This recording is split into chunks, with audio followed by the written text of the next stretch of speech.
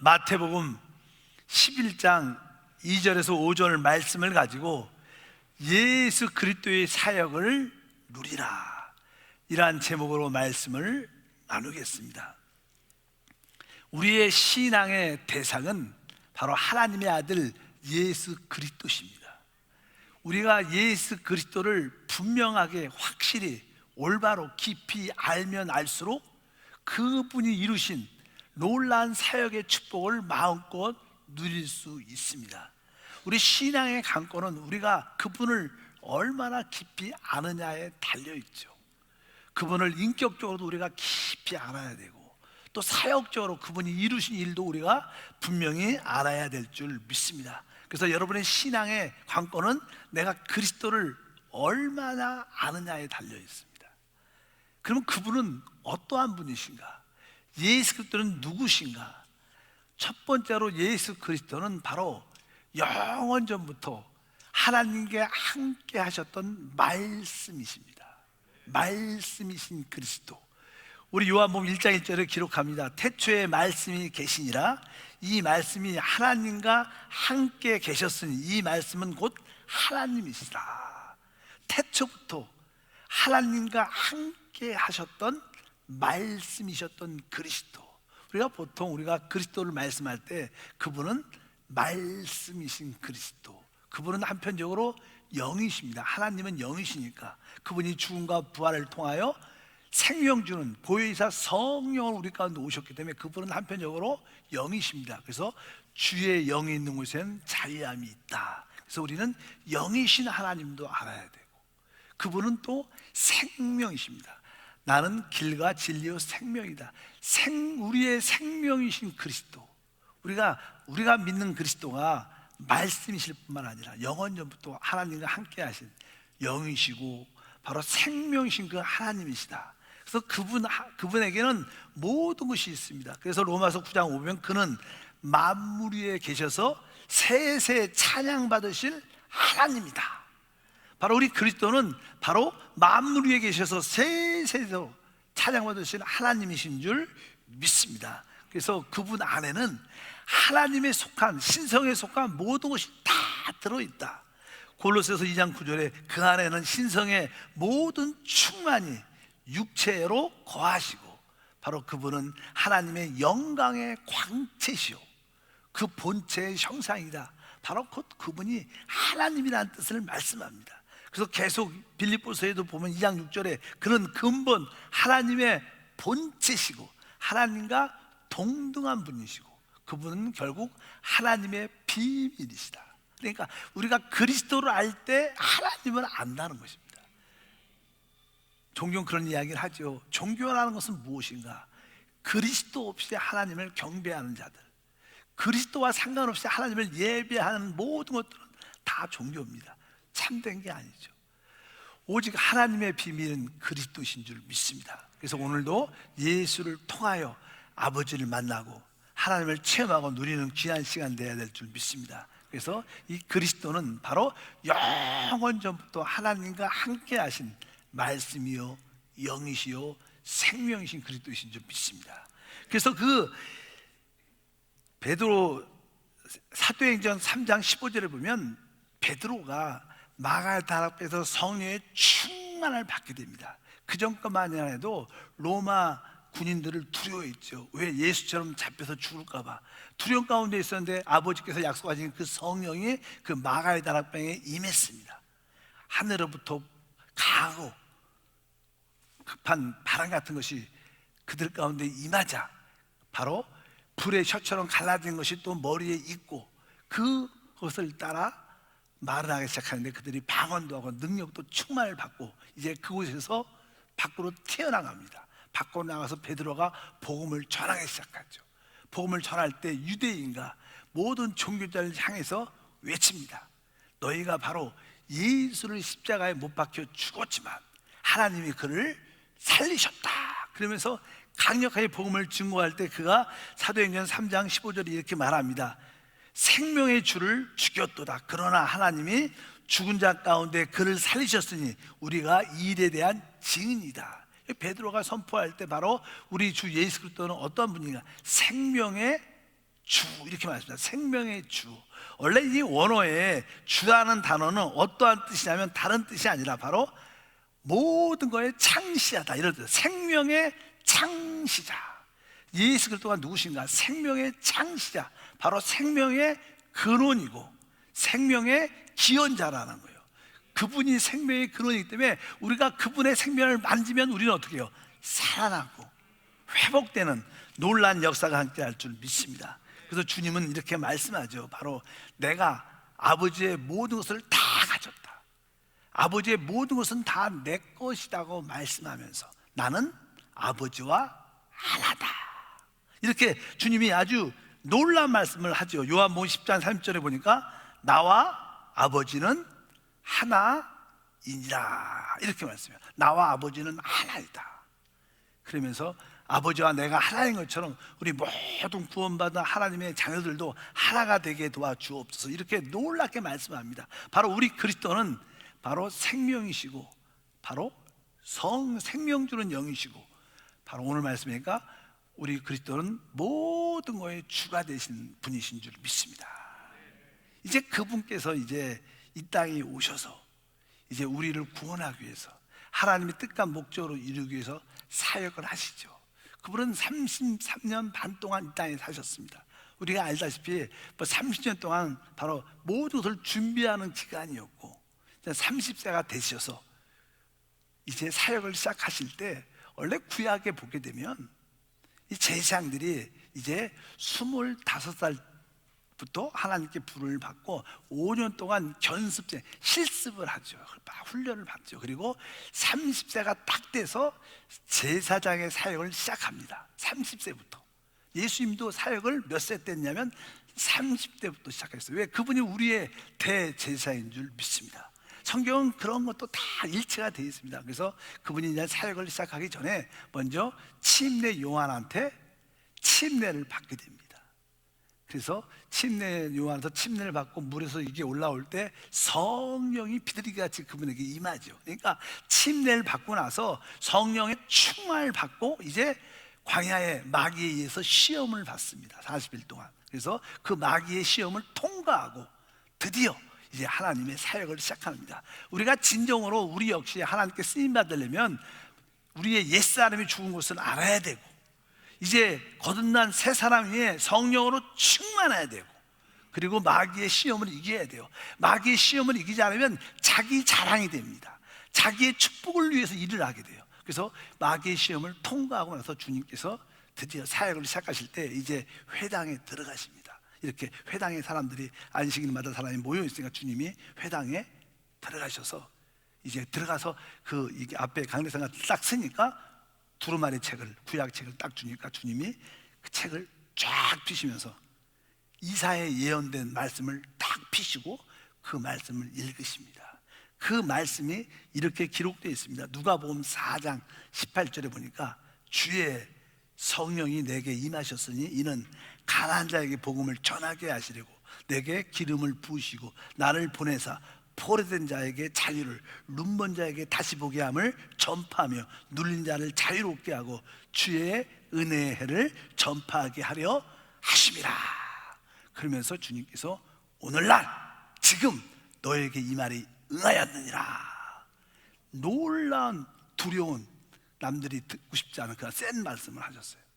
그리고 그분의 생애가 사역이 시작이 됩니다. 원래 이 세상의 모든 사람들은 세상의 묶임 가운데 있죠. 그래서 다 비참하고 공고합니다. 뭐 어떤 사람도 마찬가지입니다. 대통령을 넘어서 모든 위정자들이나 사업하는 사람이나 그냥 일반적인 사람이나 가난한 사람이나 병든 사람이나 이 땅에 있는 모든 사람들은 다 세상에 묶임 안에 있어갖고 인생이 공고하고 지치고 아주 힘들죠. 그런 가운데 이제 우리 주님은 바로 하나님의 복음을 전하죠. 하나님의 복음을 전합니다. 어떤 복음? 바로 회개하고 하나님이 주시는 이 축복의 복음을 믿어라. 회개하고 복음을 믿으면 너희가 제사를 받는다. 그뿐만 아니라 바로 하나님의 성령으로 거듭나서 하나님 나라에 들어가게 되고 하나님의 통치를 받게 될 것이다. 사실 최고의 축복이 무엇이냐면 하나님의 다스림, 하나님의 통치를 받는 거예요. 하나님의 다스림과 통치는 우리에게 최고의 축복을 줍니다. 인간 정부, 뭐 대한민국도 그렇고 미국도 그렇고 러시아도 그렇고 중국도 그렇고 일본도 그렇고 인간들이 다스리는 인간 정부는 다 허무예요. 다 바뀌고 우리에게 참된 국민들에게 행복을 줄 수 없어요. 너무 정부에게 기대하지 마십시오. 우리의 진정한 축복을 주시는 분은 하나님의 통치와 다스림. 그래서 성경에 이렇게 말씀하죠. 바로 마가복음 1장 14절과 15절에 요한이 잡히신 후에 예수께서 갈릴리에 오셔서 하나님의 복음을 전파했대요. 하나님의 복음을 전파하면서 뭐라 그래요? 이르시되 때가 찼고 하나님 나라가 가까이 왔다. 회개하고 복음을 믿어라. 참된 복음의 내용은 우리가 회개하고 하나님의 통치와 다스림을 받아들이는 거예요.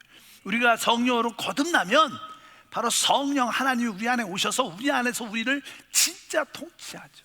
진짜 우리에서 다스립니다. 우리가 종종 그래요. 우리 예수 믿는 사람들은 왜 술을 안 먹냐?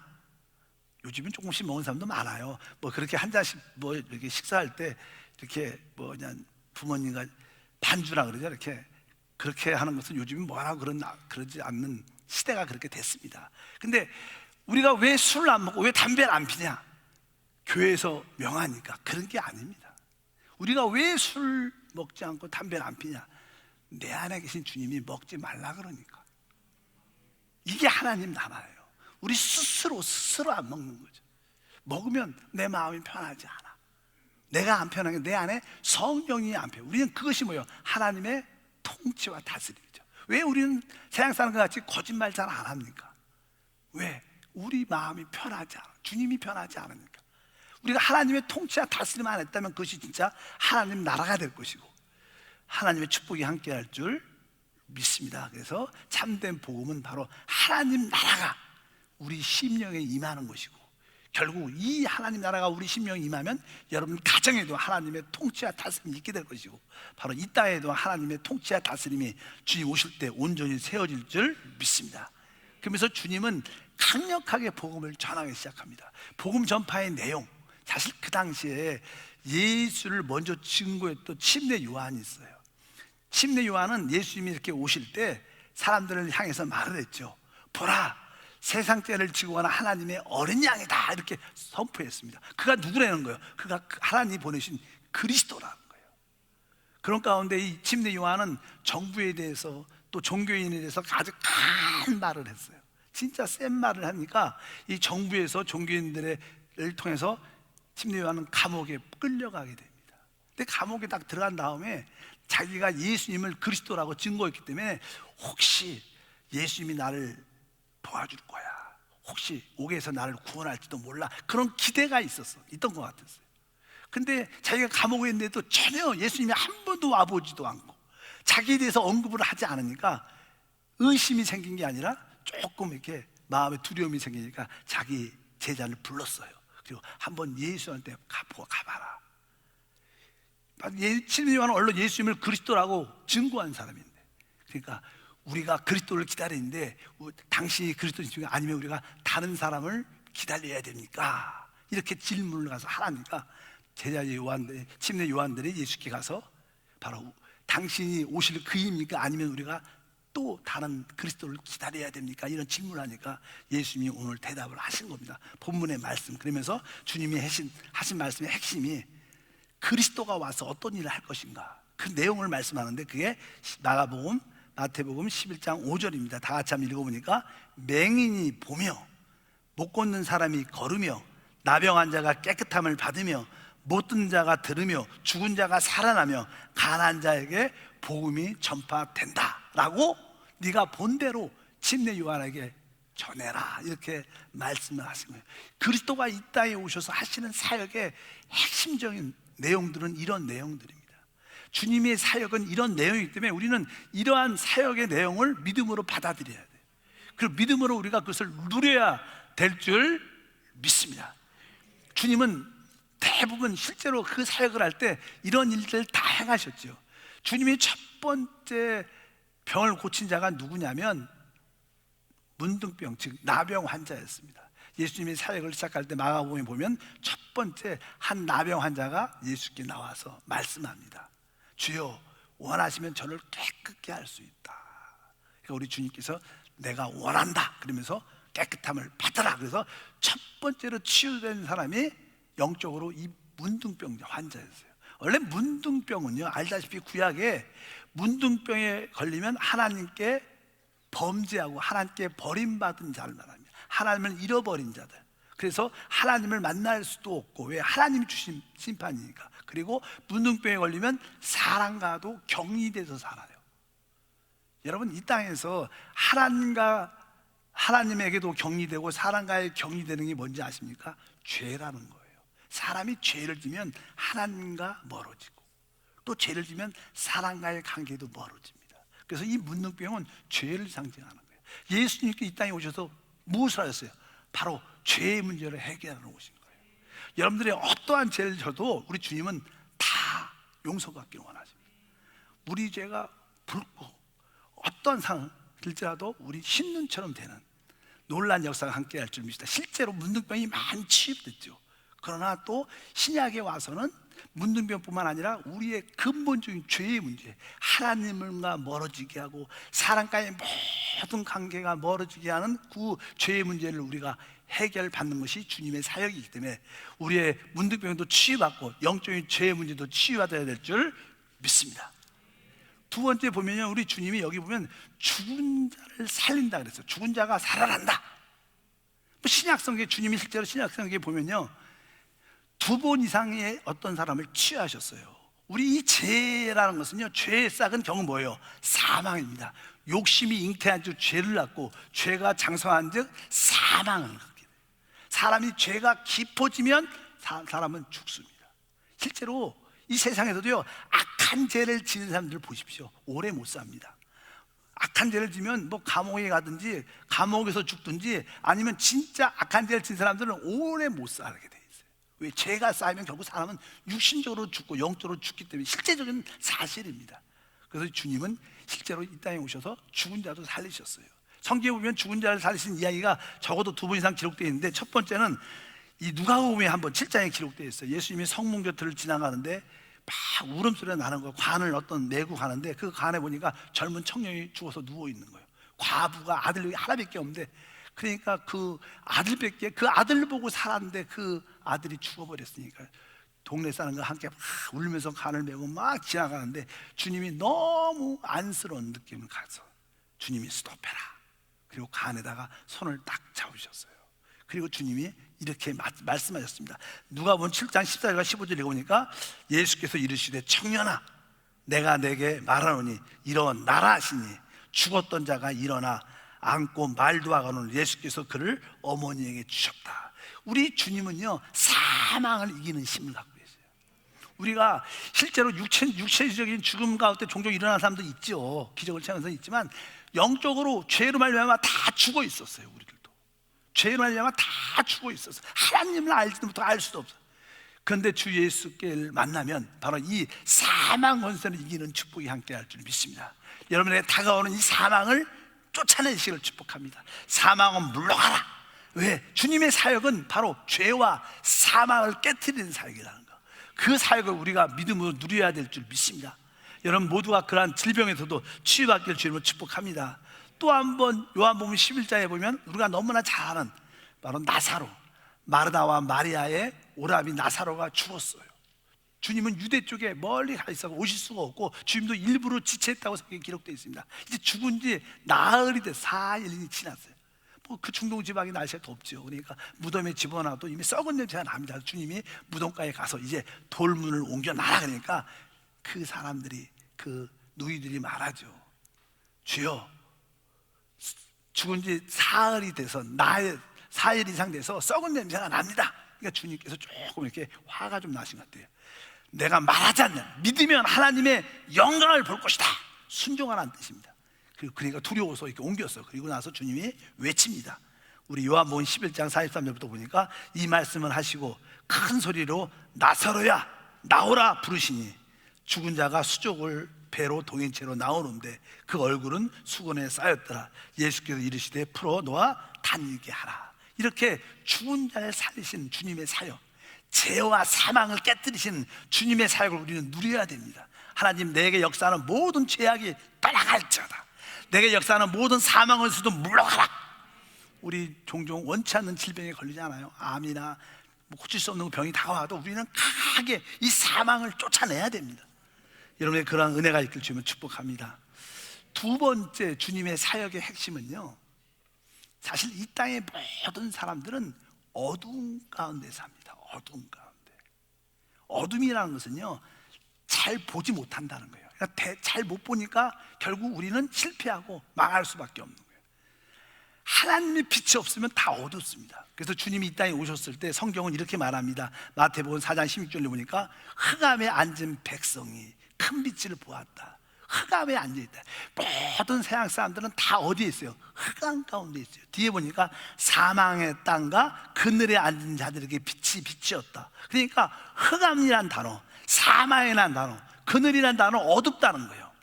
어두면 잘 보이지 않습니다. 대통령도 정치자도 교수도 세상 사람들이 그 지식 부분에선 좀 아는 것 같아도 참된 빛이 없기 때문에 다 실패하죠. 정치도 실패하고 경제도 실패하고 모든 일들이 다 세상에는 다 실패의 연속이에요. 왜? 어두운 가운데 행하니까 그럴듯하고 잘 될 것 같은데 결국 안 되는 거예요. 왜? 어두운 가운데. 그래서 우리 주님은 이 땅에 오셔서 빛의 생명의 말씀을 가르쳤어요. 여러분, 빛이라는 것은 어디 있냐? 하나님 말씀 안에 빛이 있어요. 여러분들이 하나님 말씀을 제대로 알고 하나님 말씀을 진짜로 사모하면 그 말씀에 빛이 있기 때문에 그 말씀을 깨달아집니다. 그러면 여러분들의 어둠이, 아, 내가 죄 가운데 살았구나. 전에는 잘 못 느꼈어요. 내가 어둠 가운데 있었구나. 아, 내 행동이 내 아내에 대해서 거칠었구나. 아, 내가 우리 남편에 대해서 남편을 무시했구나. 내가 애들을 엇박했구나. 겉박해서 막 공부하라 그랬구나. 이런 생각. 또 어느 때는 내가 애들을 잘 훈육하지 못했구나. 깨달아져. 왜? 뭘 통해서? 말씀을 통해서. 말씀, 왜? 말씀만이 빛이 있어요. 우리 주님은요, 아주 빛이 있는 말씀을 가르쳤어요. 그러니까 사람들이 드러나죠. 그러니까 드러나면요, 두 가지 종류. 어떤 사람은 회개하는 사람이 있고요, 드러나면 대드는 사람이 있어요.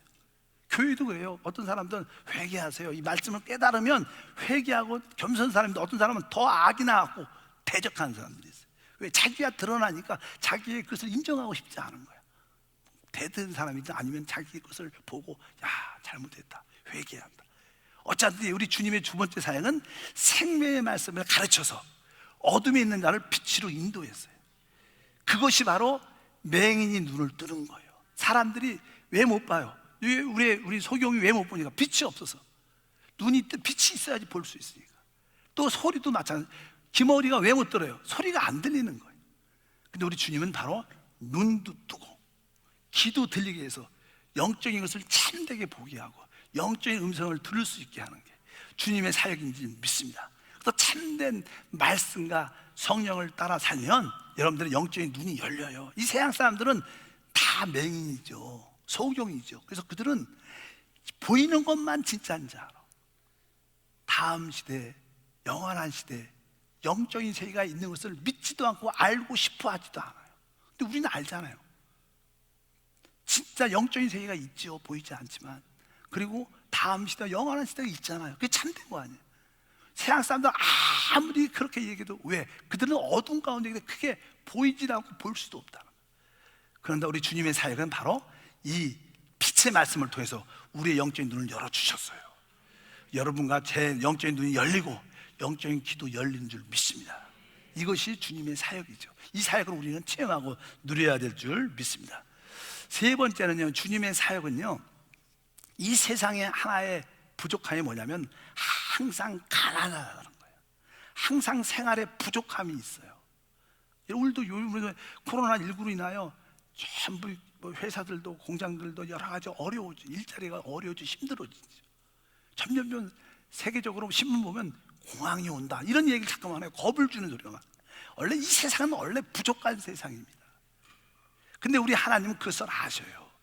그래서 우리 하나님은 우리의 부족함을 채우시고 공급하시는 하나님이세요. 그래서 그분은 항상 부족함이 있을 때마다 항상 거기에 풍성함으로 공급해 주신 줄 믿습니다. 그래서 우리가 너무나 잘 아는, 우리가 마태복음에 14장에 보게 되면 우리가 오병이어 뭐 이렇게 떡 5개와 물고기 2마리로 하나님께서 그것을 축사하시니까 5,000명을 먹고, 남자만, 여자와 아이를 빼고 남자만 5,000명을 먹고 12바구니가 남는 그런 기적을 행하시죠. 그러니까 우리가 가진 것은 소량의 음식밖에 없어요. 소량의 적은 물질밖에 없는데 그것이라도 하나님께 이렇게 올려드리면 하나님 받으시고 축복하시면 역사가 일어난다는 거예요. 여러분 꼭 그거 배우셔야 돼요. 작은 것이라도 하나님께 있는 걸 드려야 하나님이 축사하시고 역사가 일어날 줄 믿습니다. 마태복음 14장 17절부터 읽어보겠습니다. 제 아들이 이르되 여기 우리에게 있는 것은 떡 5개와 물고기 2마리 뿐이니이다. 이르시되 그것을 내게 가져오라 하시고 우리를 명하여 잔디 위에 앉으시고 떡 5개와 물고기 2마리를 가지사 하늘 우러러 축사하시고 떼어 떡을 떼어 제자들에게 주시매 제자들이 무리에게 주니 다 배불리 먹고 남은 조각을 12바구니 차게 거두었으며 먹은 사람은 여자와 어린이 외에 5,000명이나 되었더라. 아주 어린 나이 소년이 먹을 수 있는 양, 소량의 양식인데 그것이라도 주님께 올려드리니까 하나님이 축복하시니까 기적이 일어난 거예요. 우리 하나님은 우리의 부족함을 채우시는 하나님을 믿으셔야 돼요. 바로 여기 보니까 다 배불리 먹고 12바구니가 남았어. 우리 주님은 남는 것을 하시는 거예요. 믿으시길 바랍니다. 원래 이 성경에 보면요, 이 특별히 복음서에 보면 예수님이 행하신 일이 진짜 많죠. 너무나 많아서 다 쓸 수가 없어요. 바다를 먹물 삼아 다 써도 기록할 수 없다 이렇게 말한 것처럼 너무나 기적을 다 일일이 쓸 수 없으니까 그러면 성경책이 한 도서관에 꽉 차도 모자랄 겁니다. 근데 이 하나님이 여기 계시의 말씀을 줄래니까 들고 다니기도 딱 알맞게 이렇게 주시려니까 하나님이 중요한 것만 성령을 따라 썼어요. 근데 대부분 기적들은 하나씩밖에 안 나와요. 영적인 의미를 함축해서. 근데 꼭 이 기적은 성경에 2번이나 반복해서 말합니다. 14장에는 아까 물고기 2마리와 떡 5개로 5,000명을 먹였어요. 근데 그 15장에 똑같은 일이 또 하나 나타나요. 거기선 떡 7개와 물고기 2마리를 갖고 4,000명을 먹이고 7 광주리가 남는 사건이 똑같은 사건인데 또 기록되어 있어요. 한번 읽어보겠습니다. 마태복음 15장입니다 36절부터 보니까 떡 7개와 그 생선을 가지사 축사하시고 떼어 제자들에게 주시니 제자들이 무리에게 주매 다 배불리 먹고 남은 조각을 7 강주리에 차게 거두었으며 먹은 자는 여자와 어린이 외에 4,000명이었다. 여기는 뭡니까? 떡 7개와 생선을 가지고 주님이 축사하시니까 4,000명을 먹고 7 강주리가 남는 사건. 왜 주님이 똑같은 말을, 같은 일을 2번이나 보여요? 사람들이 이것을 안 믿어요. 그리고 이 사실을 자꾸만 잃어버려요. 우리가 부족할 때 그것을 채우신 분은 하나님이다, 이걸 믿어야 돼요. 그래서 내가 가진 것이라도 하나님께 드리고 한번 하나님께 기적을 기대해야 된다. 근데 이 사실을 잃어버리고 자꾸만 남은 거 조금 있으니까 더 움켜잡고 내가 자꾸만 채우려고 하니까 점점점 세상이 가난해지는 거예요. 우리 생활도 점점점 가난해지는 거예요. 사람들이 이것을 잘 믿지 않으니까 이거 확실히 배워라. 모든 우리의 필요를, 우리의 부족함을 채우신 분은 나다, 나 그리스도다, 이거 잊지 말고 이거 꼭 배워라, 이것을 강조하려고 2번이나 보여주셨어요. 여러분들 기억해야 돼요. 우리 주님의 사역은요 바로 우리의 부족함을 채우시는, 공급하시는 하나님입니다. 여러분들이 작은 것을, 남은 것이 작더라도 그것을 믿음으로 드리면 하나님이 그것을 받으셔서 축복하고 여러분뿐만 아니라 남들께서 나눠주는 역사가 함께할 줄 믿습니다. 그래서 여러분들이 이러한 어려운 시국에도 생활적으로는 부족함이 없도록 기적을 체험하길 바랍니다. 이러한 주님의 사역을 누리길 주임으로 축복합니다. 4번째로 주님은 어떤 사역을 하셨냐면, 우리는 이 땅을 살아갈 때 환경적인 두려움이 우리 가운데 많이 다가옵니다. 여러 가지 자연재해, 또 사람들의 어떤 문제, 회사의 어려움들, 환경적으로 문제가 많이 다가올 때가 많아요. 실제로 예를 들어서 이번에 코로나19를 통해서 얼마나 우리가 두려움을 느낍니까? 많은 자들이 너무나 두려움 가운데, 실제로 그렇게 센 것도 아닌데 너무나 마음의 두려움 때문에 더 문제를 많이 야기시킨 것도 많죠. 그런데 실제로 오늘과 기억한 것은 우리 주님은요, 모든 환경을 다스리는 창조의 하나님이세요. 성경을 쭉 보게 되면 하루는 제자들이 배를 타고 가는데 너무나 바람과 파도가 두렵게 오는 거예요. 너무나 마음에 공포가, 환경에 공포가 오는 거예요. 근데 그 제자들이 너무 두려운 가운데 있을 때 예수님이 그 바다 위를 이렇게 걸어서 오십니다. 잠깐 시간에 바다 위를 걸어서, 바다가 출렁출렁하잖아요. 근데 우리 주님 뭐예요? 우리의 모든 환경을 밟고 다스리는 주님이라는 거예요. 그걸 밟고 따박따박 오셔서 제자들에게 도착을 하니까 그들이 가려는 곳에 도착하는 기적이 함께할 줄 믿습니다. 또 그런 사건이 또 한 번 기록되어 있죠. 제자들이 배를 타고 가는데 바람과 파도가 치는 거예요. 바람과 파도가 막 배에 물이 들어오니까 주님께서 배에서 일어나셔서 바람과 파도야 잠잠하라. 그러니까 그냥 바람이, 파도가 샥샥해지는 거예요. 이거 뭡니까? 우리 주님은 모든 환경을 다스린다는 거예요. 여러분, 환경을 다스리는 주님을 바라볼 수 있어야 돼요. 다가오는 두려움을, 환경 보고 두려우면 안 됩니다. 사람은 결국 실패합니다. 이스라엘 백성들이 바로 여리고성에 정복하고 가기 전에 그들을 어떤 모습을 보고, 야, 그들은 아주 안악자손처럼 등치도 크지만 우리는 메뚜기처럼 작다. 환경 보고 두려움을 갖기 때문에, 그들의 불신 때문에 그들은 축복을 받지 못했어요. 못 들어갔어요. 이번에도 이 코로나19를 두려워하지 말고 코로나19 뒤에서 역사하신 하나님을 봐야 돼요. 환경을 다스리는 하나님. 그럴 때 우리는 이길 수 있습니다. 그럴 때 참 믿음을 갖게 될 줄 믿습니다. 바로 모든 자연 환경을 다스리는 창조주신 주님이 바로 우리 예수 그리스도라는 거예요. 우리는 그것을 배워야 될 줄 믿습니다. 마지막으로 우리 주님의 사역, 실제로요, 우리가 이 땅을 살아갈 때 우리에게 가장 어려움을 주는 것은요, 질병입니다. 우리에게 피해를 많이 주죠. 그리고 또 하나는 귀신입니다. 귀신들한테 붙잡히면 그 인생이 파괴가 되고 혼적으로도 정신적으로도 잘못돼 갖고 아주 공황장애나 미치든가. 요새 그래서 최고로 잘 되는 병원 중에 하나가 정신과예요. 옛날 정신과하고 좀 차이가 있죠. 정신과에 가면 사람들이 진짜 많습니다. 너무 스트레스를 많이 받으니까 아이들도 자기의 막 승리를 참지를 못해, 분을 참지 못해. 그런데 그런 모습이 정신적인 질환을 많이 갖고 실제로 육체의 피곤이 많죠. 질병도 많죠. 그래서 주님은 특별히 귀신을 쫓고 병을 고치는 일을 진짜 많이 하셨어요.